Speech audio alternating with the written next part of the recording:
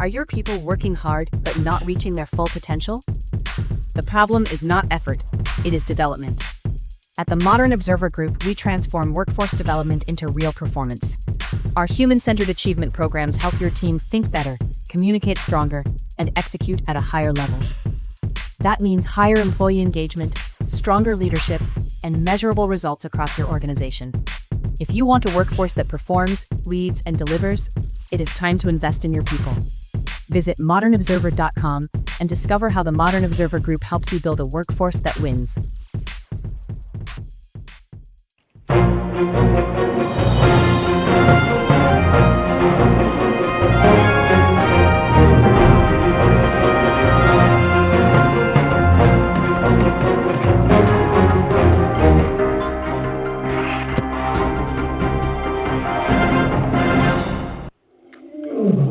Welcome to another edition of Carnivore Radio. I'm your host, Jeff Sherman, along with the esteemed Dr. Eric Lopkin. And pretty interesting night last night, wasn't it? It was. There were a lot of socialists that were expected to win that didn't. There were a number of ones that weren't expected to win that did. I think overall, the centrist Democrats showed that they've had enough and they're not going to put up with this left-wing bullshit anymore. 1,000%.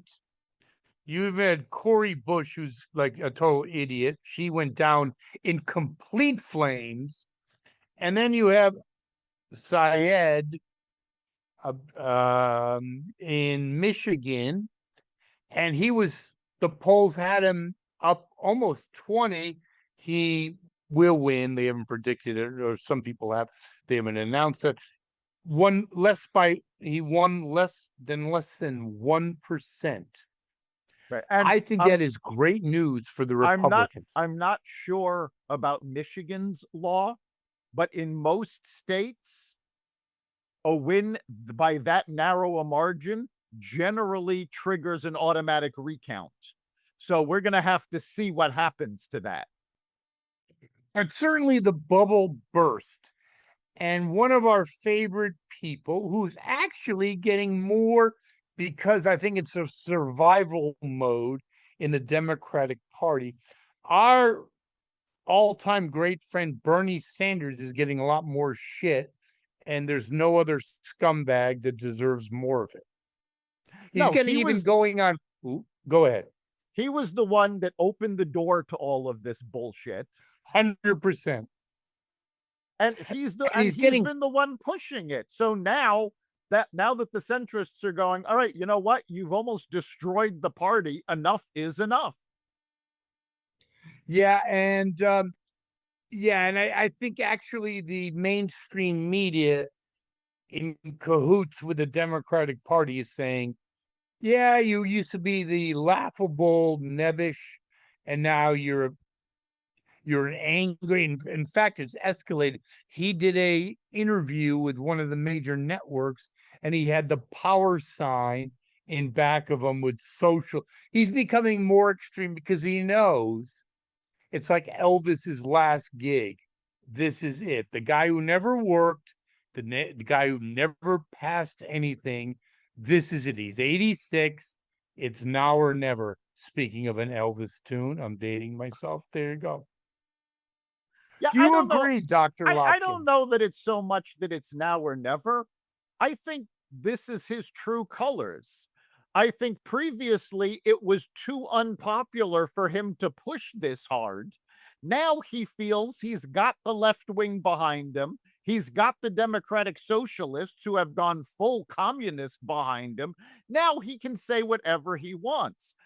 And now he's also realizing that mainstream America is not going to put up with it. Well, no, please articulate your last point. How does it relate to him? Because I don't understand it in terms of he does know by now that there's major pushback even in the Democrat. So how has that enabled him to become more of a He's dispensed of the lovable loser shtick. Now he's full born, commie whatever.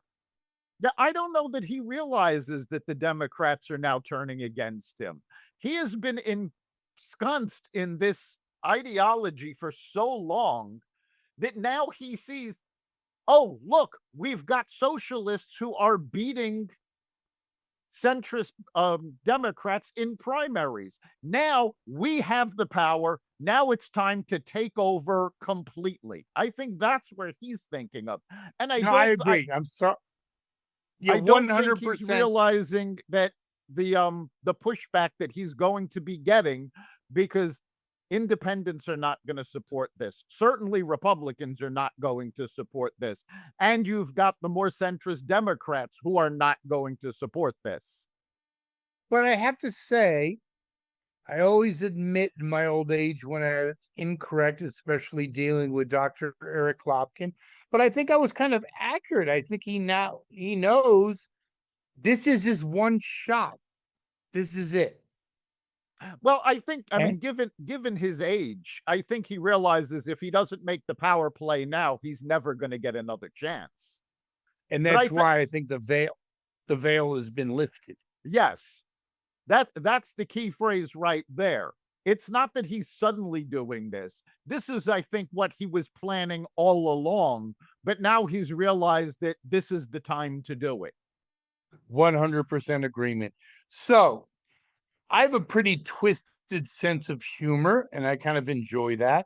So you have Francesca Hahn in Wisconsin. That's one of your Democratic socialists. Have you heard anything about her, Dr. Lopkin? The only thing I know about her is that at one point she tweeted that Americans should get rid of Thanksgiving. She deleted those tweets. They've come back to haunt her. And now she's claiming that, oh, well, points of view can change. Yeah. And we all know that the Democratic socialists are insane. She actually is insane. She actually got committed to a mental hospital. She's insane. And this is hysterical, for me at least. Well, I mean, I don't think that's all that odd for the Democratic socialists. I mean, they've got no sense of reality. If you take a look around the world, where has socialism worked? And they all point to Europe. Oh, Europe is socialist. It works great. Really? Take away American funding and see how well it works. We've had to bail out England on multiple occasions. We've had to bail out NATO and the EU because they haven't been paying for their defense. If it's not for the capitalist US, all of those socialist countries would have fallen. And I'm not so sure, because I did see an article that they're not going to collapse. That's still an open book. It's true. And we kind of enabled them, to your point. We propped them up. We allowed them to go full bore on socialist programs. And these once great, I'll use the term, imperialistic powers are now done. Like, let me just say one thing before I throw it out to you. The Falklands War. England could never do that again. No, never. It's a fact. Yeah, they're done. There's no such thing as European power. They destroyed themselves. Hopefully that will not happen to America. But one of their icons is our esteemed mayor of New York City. He wants to go over, wants to get the money from the rich. He published a searchable database with everyone that had a second home. The criteria is very nebulous, but basically, it's not me saying, it's a Jew database, because after the after the debacle with Netanyahu, most, not all, obviously, of these people, many of them are people that are Jews, and they have second homes, and he published it because he knows that now people can search. And if you're homeless with the squatters' rights, you can basically, if it's not occupied, you can march yourself in there and good luck. It might take 2 years to get out, but totally despicable. But the only silver lining is all these rich Jews that supported him. Guess what? The little chickies are coming home to roost, aren't they, Dr. Lopkin? Yeah, he's got a hard time with the Jewish vote now. And, Alan Dershowitz earlier this week pointed out that in the early 1930s, German Jews voted for Hitler. This is not something new. We're literally seeing history repeat itself. You mentioned about Europe falling apart. One of the quickest debacles that's going on in Europe's collapse is Spain. Why? It's not so much about socialism, it is about anti-Semitism. They actually put a policy together saying that Islamists would be pardoned for coming in and they're welcome. Well, guess what? 100,000 of them showed up. They can't handle them. They had to close their border. And let's not forget, in World War II, Spain was solidly on the side of the Axis powers. So yes, and they were actually the first country. The Spanish Revolution was a precursor to World War II.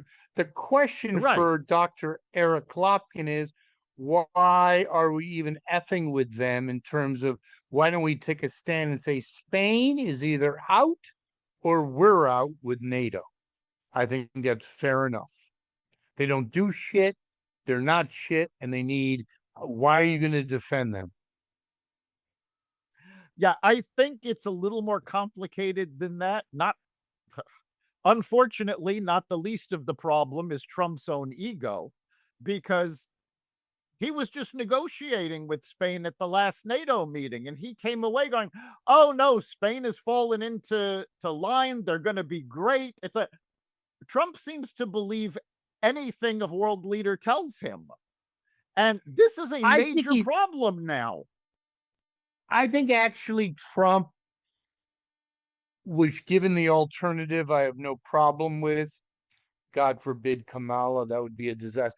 But he is a little delusional, even during COVID. In other words, what he hopes becomes his reality. Yes. We've seen it with Iran. We've seen it with NATO. He does not make that hard decision. He makes the decision, takes it to the line. They tell him what he wants to hear, and he backs off. And this is getting to be a major issue on the world stage. Huge. Yes, even the thing with Iran. Yeah. Basically, they had a falling out with Israel, but in the end, he actually said that they were right, because who are you dealing with? Just get this thing over with, dude. You're not negotiating with Mother Teresa. Just get it done. That's my little humble opinion. And the bigger problem is that the folks that with Iran, the folks that the US government is negotiating with, has no control over the Iranian Revolutionary Guard. So you've basically got these folks are saying, "Oh, yes, we're going to negotiate this. We're working towards peace." And the IRG is going, "Yeah, we're not negotiating. We're not listening to any of this." Correct, but you would think that there'd be certain people in the administration, and I think that's one of the things that Trump miscalculated on. You do need people that are experts in certain thing to tell you you're being lied to, but that's just my opinion. On the domestic front, Kathy Hochul is literally in a dead heat with her Republican opponent. Fascinating, but I think, and this is where your analysis comes in, Dr. Lopkin, is that I think her Achilles heel is Mondani. The longer he goes on with his nonsense, the more she sinks in the polls. Oh, yes, because the more Hochul supports Mondani, the less she's going to get from the Jewish vote, certainly, which, let's face it, I mean, yes, there's Jews are a minority, but in New York City, they're a major force to be reckoned with. And the governor cannot win without the city. I need to interject your Yep. opinion. Have they finally woken up, yes or no? Or are they still that brain dead? That is my question to Dr. Lopkin. Jews in New York City, are they that stupid, or did they finally woke up? I don't think it's a yes or no question. A large number of them have finally woken up. I think a big force behind them waking up is Alan Dershowitz. I think him leaving the Democratic Party, and he's been very public about his speeches. So I think he's finally turned the tide and started waking them up. There's still groups that they're diehard Democrats. They'll vote for anything with a D on it, but the tide is turning. Meanwhile, though, you've got a large Jewish population in Long Island. They were never part of this. They have been against Hochul and Mondani, to begin with. Even the Democrats out there now are going, no, this has got to stop. So you also have Westchester, who was not supporting Mondani. They're also starting to turn on Hochul. So if she stays behind Mondani and doesn't slap him down before the election, I think she's going to have a hard fight on her hands. I don't know if she can win. I would agree. I think actually I'll go further. I think she would lose, because every month that goes by and this nonsense, even with Italians, about not putting them on the cultural map of New York City, you're pissing off a lot of people, okay? And by the way, she's not a Mensa candidate. I hate to break it to you. No. She's so effing stupid that I don't think she has a brain to make her own decisions.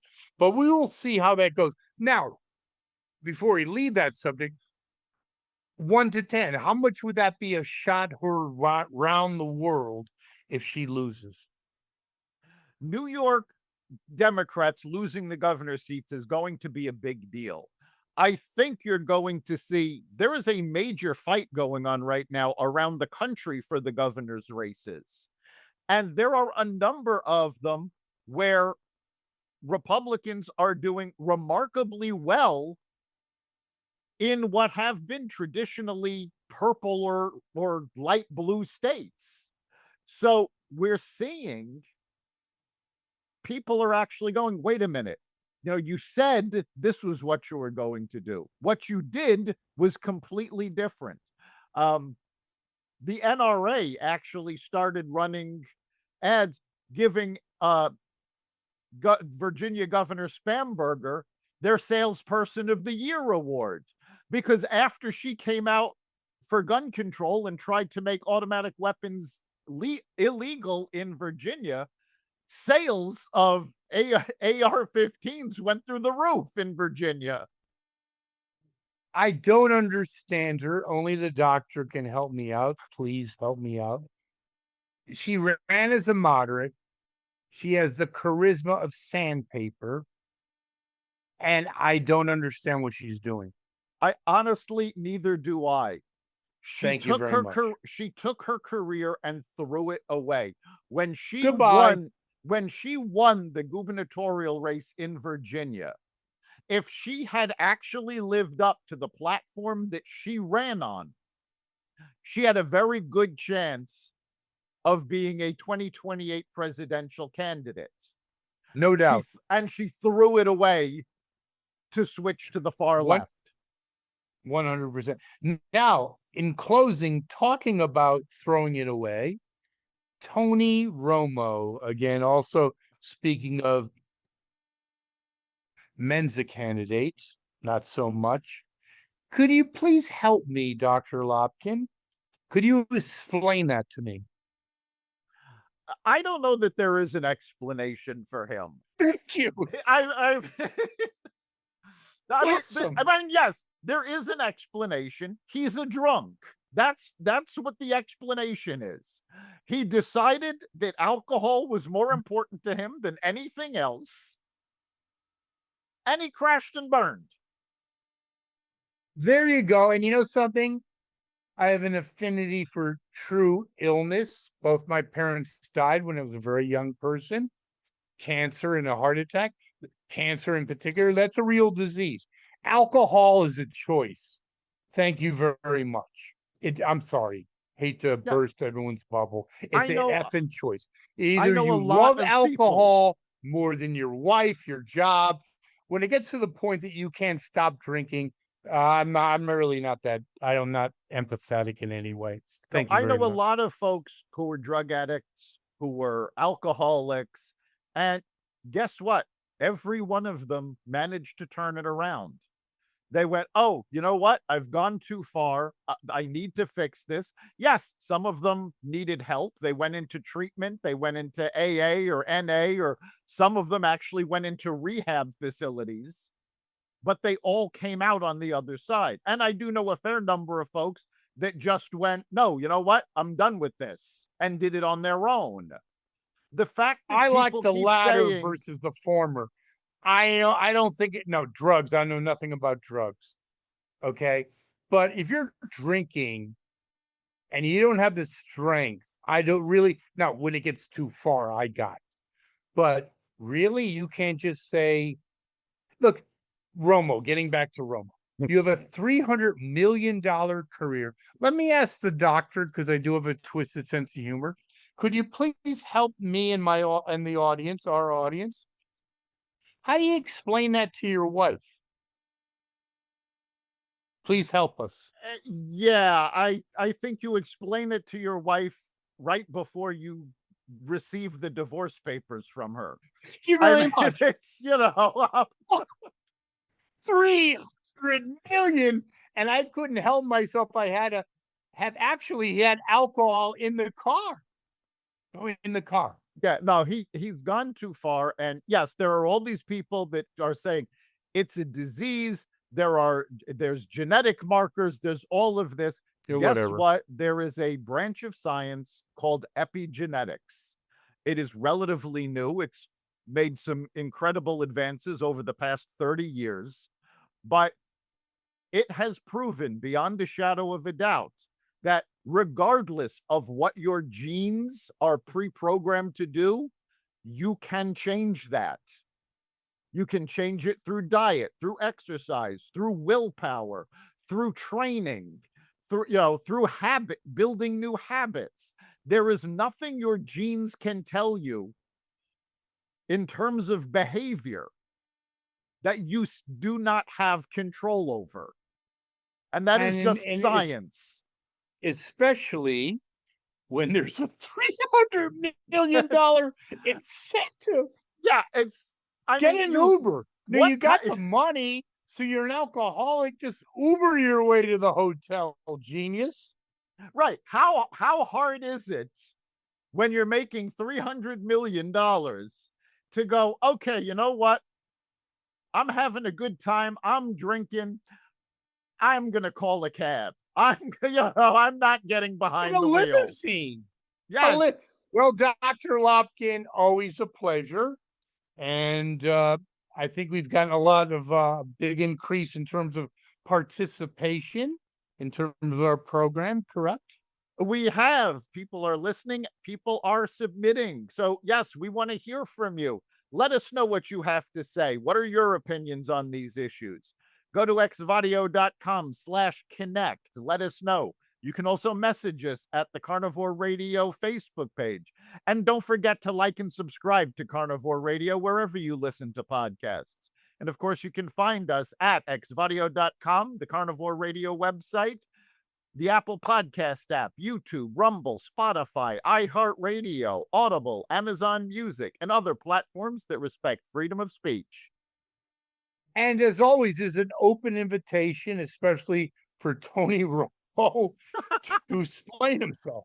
No, that's a whole show. No other topics. We'll give him all the leeway. Just please help Tony me. Romo, Walk me through this. Sorry, yes, what's that? Tony Romo, come on the show. Chris Murphy, come on the show. Mayor Mondani, come on the show. Explain your point of view, please. Thank you. Well, Dr. Lopkin, see you next week. We'll see you then.